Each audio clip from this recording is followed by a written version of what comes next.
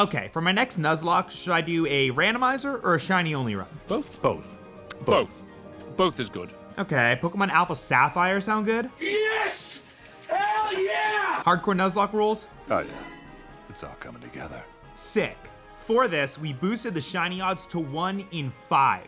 But the first Pokemon I encounter in a route has to be shiny to be eligible to catch. This effectively lowers our chances of getting an encounter in each area by 80%. And with all Pokemon randomized, this one is sure to be a wild ride. Hardcore Nuzlocke rules are in the description below, but in short, set battle mode, no overleveling, and no items in battle. You could pause here for convenience to read the whole thing.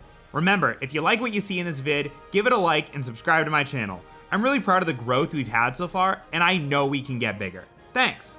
We start our journey off in the back of a moving van for some reason. Really wish we ever got an explanation for that. Soon after, we're tasked with saving Professor Birch from a vicious Poochyena. We check his bag and reveal our 3 randomized starter choices: Squirtle, Solosis, and Swinub. We go for Swinub and name it Denny's. We saw it for set a few times until we see that beautiful snot green pig. It has the ability Snow Cloak and a gentle nature.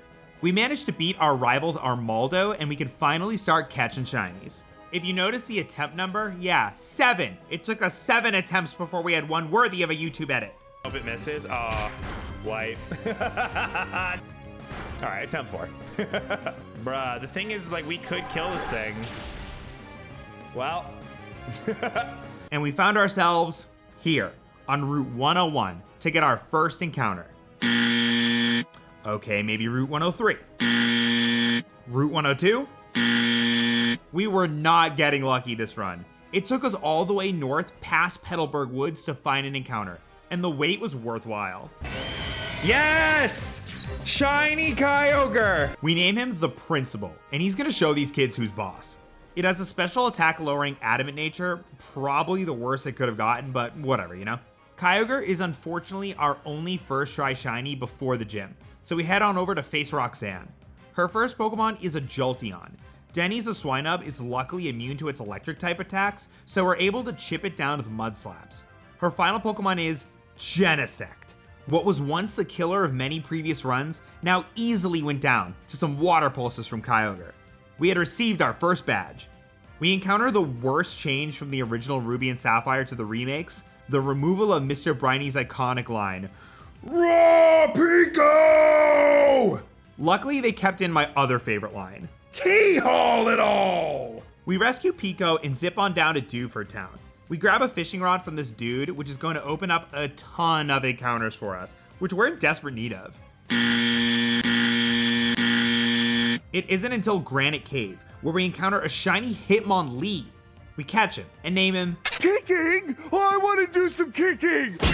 This second puke green guy has the Limber ability, which protects it from paralysis, and a defense boosting and special attack lowering nature. Pretty solid, to be honest. We backtrack to the previous cities to fish, and in Petalburg, Shiny? Oh! Shiny Tornadus! 22 Pokeballs later though, I guess we're not getting a third puke green boy. We head back to Dewford and defeat the first gym trainer's Aegislash. This was the furthest we had gotten this run so far. Kyogre unfortunately levels up past the cap though, and won't be allowed in this upcoming gym battle. We face off against Brawly, his first Pokemon being Prinplup. We get him down to the red with a jump kick, and predicting a super potion next turn, we squeak in a Meditate, boosting our attack. We get the one shot and Brawly brings in freaking Victini. Is every gym leader getting a mandatory legendary or something? We decided to just give it all away. Coming in, sir! I'm getting back in line. We live in confusion, Hitmonlee eats its Oranberry to restore some health, and we get a lucky critical hit on a Rock Tomb, also lowering Victini's speed. Another Rock Tomb after an Endure nets us the win. The second badge was ours. We pop over to see Steven real quick in Granite Cave. He's like, damn, Kyogre was an asshole. And I'm like, this guy right here? Then take the boat over to Slateport City and try our fishing luck on Route 109. We find a shiny Charmeleon. This is gonna be an excellent addition to our party. Oh no! Oops. We get some redemption in Slateport City and fish up a shiny Machamp. We name our third puke green boy Anchor Arms. Now I'm a jerk and everybody loves me. It has the Guts ability and a gentle nature. Not bad. The luck continues on Route 110, where we encounter a shiny Mesprit. Another 20 Pokeballs later though. Aww. I guess our luck ran out. We encounter the main villain of the story, Team Aqua leader Archie, and one of the best redesigns in gaming in my opinion. Look at this man's glow up. He went from Line Cook to Giga Chad, and he calls us simps? Oh. We're challenged by our rival May on Route 110, regarded by many Nuzlockers as one of the most difficult battles in the game. Maybe the randomizer would bless us with some weak mons? God damn it! We managed to dodge Garchomp's first attack and hit it with a low sweep, dropping its speed.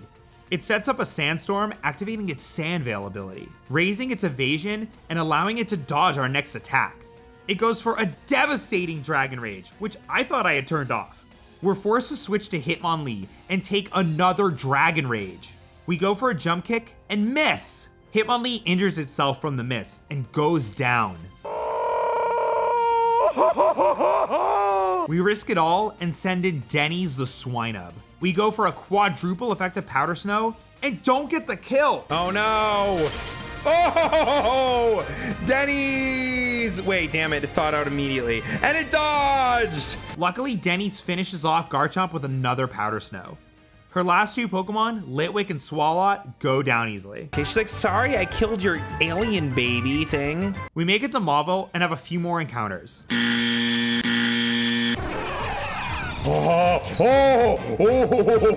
Shiny Mewtwo. After a string of bad luck with shiny legendaries, could we possibly catch the Lord himself? Yeah! Shiny Mewtwo! We name him Jesucristo, the savior of this attempt. It has a minus attack bold nature, perfect for a special attacker. We absolutely smoke Wally in his Dunsparce and challenge Watson, the third gym leader. Each leader so far has had incredibly powerful Pokemon, so I was terrified of what monster he could unveil. It's just a baby. Ow. Finally, an easy gym battle. The third badge was ours. As all things, our luck wouldn't last. While grinding up Denny's the Swinub, he falls. I'm so sorry, friend. And so close to your evolution, too. We soon found ourselves atop a volcano, ready to battle Archie. Heh Crimph. Wahahaha. His first Pokemon is Ludicolo. Our Machamp takes a growl, lowering its attack, but is still able to get the KO after a few revenges. His next Pokemon? Manaphy. Why do you need Kyogre, boss? You've already got the Prince of the Sea. We switch to Mewtwo and dodge a Supersonic. A few more lucky misses, and we finish Manaphy off. Surprisingly not a huge threat. His final Pokemon? Hi. We make it to Lava Ridge Town and receive an egg from an old lady. We run around for what feels like an hour, and it hatches into a beautiful shiny Aurorus. We name him Brachiosaurus. It has the ability Snow Warning, which summons hail. We're making a weather team here, huh? It has a naive nature, plus speed, minus special defense. I wish I could lay an egg. It was time to face Flannery, the fourth gym leader. Her first Pokemon is Lampent, another trainer actually following their theme. Bam. Next, she brings in Skiddo. And finally, Haunter. Oh! Another easy gym leader. With the fourth badge in hand, it was time to face our father, Norman, the fifth gym leader. He starts with Dusknoir, and I send in Kyogre. We trade Shadow Sneaks and Water Pulses, and defeat it pretty easily. His next Pokemon? Obviously not threatened by this, we hit it with a Water Pulse, and Nani? we could not underestimate this monster. We set up Aqua Ring to heal up. Norman heals up, and we go for another Water Pulse. His final Pokemon? We had received the fifth badge. We head back to Mauville City and use Surf to head east. It's at this point we get swept away by Latios and Steven and are just handed a Latias. Probably the worst part of the remakes. Totally breaks game balance. In this randomizer, however, Latias changes into shiny Garchomp with a Mega Stone. The shiny Garchomp colors are pretty bad, but this Pokemon is so good, only nerfed by its minus speed relaxed nature. We've truly gone from getting smoked 6 attempts in a row to now being insanely overpowered. Up on Route 119, we encounter another first try shiny, a shiny Celio. We catch it and name it Grape, as suggested by our chat. Next, we arrive at the Weather Institute, which was uneventful. We destroy Shelly and her Yanma and receive a non-shiny Parasect as a gift. Whatever. Things continue to be smooth sailing until we find ourselves at the Four Tree City Gym, facing off against Winona. Her first Pokemon is Jellicent. We swapped a Machamp to hit it with a Black Glasses boosted knockoff, and managed to get a critical hit. Easy. Her next Pokemon is Yveltal. We definitely cannot keep Machamp in against the Bacon Bird of Death, so we swap to Kyogre. She goes for Disable, giving us a free switch in. We go for Ancient Power, hoping it'll go for Disable again, but it just outspeeds and hits us with its signature move, Oblivion Wing. It hits us with another Oblivion Wing, this time healing itself, a factor of the move we totally forgot about. We're barely able to chip this thing down while it heals up. It gets Kyogre down pretty low, and we're forced to switch to Garchomp.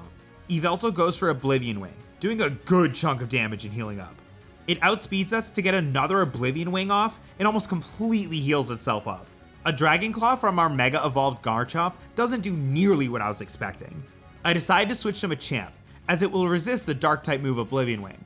Oblivion Wing is Dark-type, right? No! It almost fully heals up again, and I switch to Brachiosaurus. We tank the Oblivion Wing easily, so it switches to Snarl, doing damage and lowering our special attack. We paralyze it with Thunder Wave and begin chipping it down with Hail and Freeze Dry. It disables our Freeze Dry move though, so we switch to Ancient Power. It lowers our special attack again, so we're forced to swap to Celio. We go for the finishing blow with Aurora Beam, but Yveltal still lives. It heals up with Oblivion Wing, which I guess is better than a full restore from Winona. We try one more time with Aurora Beam, but fail to get the kill, losing Grape the Celio to Oblivion Wing. Rip boss. We swap in Brachiosaurus. and manage to take out Yveltal with one last Freeze Dry. Her final Pokemon? After that personal hell, we leave Fortree City and find ourselves on Route 121, where we encounter a shiny Haxor. We catch her and name her Haxorussi, I'm so sorry. Our luck continues in Mount Pyre, where we manage to find a shiny Doublade, naming it Slice. It has a plus attack naughty nature, explains the blood red blades, I guess. We reach the top of the mountain to find Archie, pondering some orbs. He sicks his boy Matt on us with his... We chase Team Aqua to Slateport City, and are challenged by the 26th strongest Team Aqua Grunt. Wonder what makes her that rare. Wait, Latias! This was so shocking, it blew all my hair off. We pursued Team Aqua all the way to their hideout in Lily Cove City, where we encounter a shiny Aromatisse. Ugly but shiny. We name it Madame Labouche, and box her immediately. She's kind of scary to look at. We get ambushed by quintuplets, who send out all their Pokemon at once. It was a scary horde that included Articuno and Braviary, but we made it out alive. I live to serve my bro. We had finished this Team Aqua hideout, but it wouldn't be the last one. You seriously chase them around everywhere in this game. With the remaining majority of the ocean routes unlocked, we could get a ton more encounters. We are ready for our double battle with twin gym leaders, Liza and Tate. Their randomized Pokemon are... You know, this randomizer has been a great learning experience. I'm forcing fully evolved Pokemon after level 30 in the next run, and I'm definitely not using Legends or Megas. We utterly destroyed their baby in Beach Ball. It can't be helped. Give one. We'd won our 7th badge, only one to go. Some crazy natural disaster-ish goes down, and we've got to head over to Route 128 to investigate. On the way down, we managed to find and catch a shiny Slowpoke we named Speed Freak. We dive down and resurface in the seafloor cavern. We battle our way through the cavern and interrupt Archie and Maxie at the wrong time. He challenges us to a battle to defend his man. We have an easy time beating his Wartortle, Glalie, and Mandibuzz until he whips out Palkia. Bruh, why do you need Kyogre? That's 2 water legendaries so far. You can take over the world. Our arrogance gets the best of us, and we leave in Aurorus, losing it to an Aurasphere. I thought about putting Littlefoot's mom dying here, but I couldn't get through the scene without crying. Rest in peace. Brachiosaurus. We finish off Archie's Palkia with Garchomp, but it's too late. Archie awakens the inferior blue Kyogre. As in real life, the child has to solve the climate change mess the adults created. So we head over to Sutopolis City in the Cave of Origin to stop Kyogre. It ends up randomizing to a shiny Entei. We hum our Master Ball at that guy and name it Ponzu, after my newly adopted cat. With climate change now solved, we're able to challenge the final gym leader, Wallace. His first Pokemon is Whimsicott. This battle allows us to debut Primal Kyogre, whose shiny looks absolutely amazing, as well as shiny Entei. Entei takes out Whimsicott and Wallace sends in Milotic. Randomized teams and he still got his ace, that's commitment. We destroy it with Mewtwo's Energy Ball, as well as his following Mankey, Weedle, and Dugong. We finally had every badge in the Hoenn League, which meant it was time to challenge the Elite Four and Champion. At this point, we unlocked the ability to soar through the skies on Latias. There's some new locations we can visit, and with that, more chances at catching shiny Pokemon. We start off at the Nameless Cavern, where there's a wormhole created by Hoopa. We interact with it, and we find shiny Manaphy. We start weakening it with Kyogre, but it's honestly pretty tanky, especially being a few levels higher than us. We get it down to the red, but it won't stay in a ball. Kyogre is pretty low, so we're forced to switch. We try to run. NANI? We throw one more Ultra Ball out of desperation.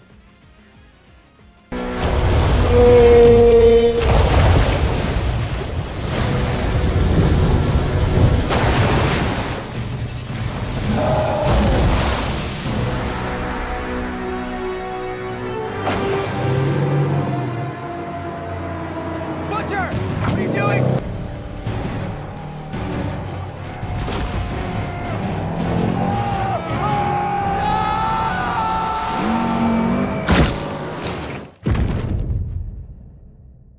The principal has fallen. Once more, my hubris has lost us a precious party member. It doesn't end there though. Looking to replace my fallen water legendary, we throw maybe a dozen more Ultra Balls, all unsuccessful, until finally... Utterly defeated, I am forced to flee with no shiny Manaphy. To suffer devastating losses like that so close to the end of the run almost threw me off my mojo. But we assembled a new team from the ashes, welcoming the newly evolved Slowbro Speed Freak to the team, as well as a newly captured shiny Elekid we found at Mirage Mountain. We nickname it the Plug and quickly evolve it into Electabuzz. We battle our way through Victory Road and reach the final battle with our old pal Wally. We absolutely steamroll his trash team, including his Gardevoir he doesn't even Mega Evolve. We had finally reached the Pokemon League, and a Mega Mewtwo Y-Stone was waiting for us. We took some time to get our affairs in order before challenging the league. We pop by Shoal Cave to grab the Slowbro Megastone. We thieve a bunch of Elekids until we finally find an Electrizer to evolve the Plug into Electivire. We grind a ton on Super Training to fully EV train our Pokemon, as well as win a Dust Stone to evolve our Doublade into Aegislash, and then finally head in to challenge the Pokemon League. Our first opponent was Sydney. He leads with Manaphy, our arch nemesis, the first enemy we faced during our challenge. Could we possibly usurp the Prince of the Ocean?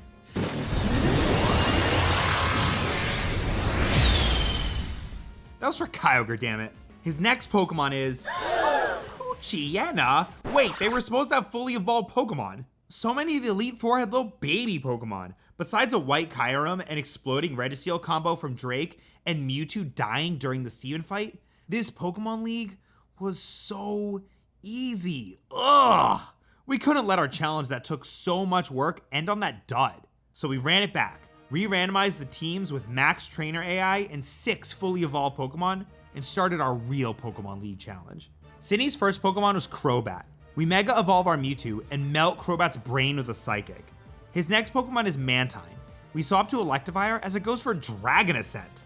I guess we messed with the movesets too? We one-shot Mantine with a 4 times effective Thunder Punch, and Sydney sends in Cresselia. We set up a Light Screen to protect against its special attacks, but it goes for a physical attack V-Create instead. It does about half damage, and we're forced to swap to Entei to absorb V-Creates. This move lowers its defenses, however, and we're able to take it down with some Shadow Balls. His next Pokemon are not 1, but 2 Dedenne back-to-back. I didn't even know that was possible in a randomizer. This man got scammed by the Plusle and Minun salesman. As you can imagine, we take them out pretty easily, and his final Pokemon is Gallade. Entei is pretty weakened at this point, so we swap to Aegislash and get a free swap in due to being immune to Gallade's normal type move, Mega Kick. We go for King's Shield to lower its attack on a hit, but it goes for Hyperspace Hole, hitting my Aegislash through the shield. It luckily only does a sliver of damage though, as our defenses are so high in shield mode. We swapped to Blade form and one-shot Gallade with a Shadow Claw. Our next opponent was Phoebe. Her first Pokemon is a Zangoose. We're afraid of a Night Slash or Sucker Punch against our Mewtwo, but we stay in and risk it. We Mega Evolve and hit it with a Psychic, taking it out in one shot. Her next Pokemon is Furret. We one-shot it with Mewtwo and she brings in Plusle. We one-shot it and wait, never mind, it lived? And it has Shadow Force? Luckily that only hits for about a third and we take it out with another Psychic. Her next Pokemon is Kangaskhan. We go for Psychic and Nice. a crit, the level of disrespect, and against a mother. Next she sends in her final Pokemon is Hello? That was still too easy. Maybe I just became too OP. Our next opponent is Glacia. She leads with Carbink, who tanks an Energy Ball from regular Mewtwo. It hits us back with a Rock Wrecker, doing about a third. We finish it off with another Energy Ball, and she sends in Macargo. We stay in thinking we can one-shot with a non-mega boosted Psychic, but it lives and hits us with Blue Flame. It gets us deep into the yellow, and even manages to burn Mewtwo. We swap to Speed Freak to Slowbro, as she heals Macargo. We wash it away with a Surf, and she sends in Celebi. We give her a good Gen 2 challenge and send in Entei. She goes for Frenzy Plant and does about a third. A Flamethrower brings it barely above the red as it heals up with a Berry. One more Flamethrower roasts this Onion Fairy, and she sends in Pidgeot. We swap to Electivire as it goes for Boom Burst, doing a little less than half. Nervous about another Boom Burst critting, we Volt Switch, doing damage and allowing us to switch to Aegislash on the same turn. She goes for Double Edge, a normal type move we're immune to. We rear up for an Iron Head, but she actually switches Pokemon into Gothitelle. Our Iron Head does a little more than half, and we finish it off with a Shadow Claw. Her next Pokemon is Porygon Z. We go for a King Shield and block a Psycho Boost. We take a Psycho Boost for maybe an eighth before slashing it with a Sacred Sword. It barely hangs on. We go for King Shield thinking she was out of potions, but she just heals up her Porygon Z. We do this little do-si-do a couple more times until eventually we slice and dice it for good. Her final Pokemon Pidgeot goes down to an Iron Head. We moved on to the final Elite Four member, Drake. After Kyurem White, who knows what beast this man could, and it's Dugtrio. His next Pokemon is Banette. Fearing strong ghost type attacks, we swap to Garchomp, as it's packing a dark type move Crunch. We Mega Evolve and miss Crunch though, as it goes for a Shadow Force, doing about a third. We take it out on the next Crunch, and Drake sends in Milotic. We swap to Electivire, as Milotic goes for a Hammer Arm. The randomizer really messed up these movesets. It doesn't do much, and a crit Thunder Punch absolutely destroys Milotic. His next Pokemon is Persian, who shockingly lives a Brick Break. It hits us with Slam for about a third, and Drake heals up. It lives another Brick Break, and Drake wastes another one of his full restores. Truly a cat daddy. It goes down to the next Brick Break. He sends in Archaeops next. This thing hits hard, so we go for Volt Switch to do some damage and swap to a bulkier Pokemon. We send in Slowbro as Archaeops misses a Stone Edge. It begins setting up a Sky Attack before going down to a Surf. Drake's final Pokemon is Bisharp. We swap to Entei fearing a strong Dark type attack. It smacks us with a Night Daze, but ultimately is finished off by Flamethrower. We had reached our final challenge, the champion Steven. He leads with Cobalion, already whipping out the Steel type legendary. We hit him with a Psychic from Mewtwo, holding off on Mega Evolving as regular Mewtwo has a higher defense stat. We get Cobalion almost to the red and also net a special defense drop. It hits us back with a Flash Cannon, doing about a quarter. We're anticipating a full restore from Steven, so we heal ourselves up with Recover. Another Psychic one-shots Cobalion after the special defense drop. His next Pokemon, Xatu, gets absolutely frosted by an Ice Beam. Politoed comes out next, and we press the win button for the final time. Mega Mewtwo hums an Energy Ball at Politoed, and it miraculously hangs on. It goes for a Water Spout, but the damage of that move is calculated by remaining hit points, and Steven uses a full restore, but is no match for the following Energy Balls. His next Pokemon is Rhyperior, and if my calculations are correct, yeah, it dies to Energy Ball. He sends in Luxray next. We smack it with a Psychic and it hangs on in the red. It goes for a Volt Tackle and does over half damage, but it gets hurt by the recoil and takes itself out. R.I.P. Bozo. His final Pokemon is Venusaur. He Mega Evolves it, but even Mega Venusaur is not powerful enough to stop the word of Mewtwo Christ, who completes the clean sweep. Thank you so much for watching. This Nuzlocke variation was a lot of fun to play. I know it ended up getting way too easy near the end, so this will almost definitely be the last Nuzlocke I play through where I use Megas or Legendaries. Like the video and subscribe to the channel to see more content like this. I promise there's more coming. Until next time.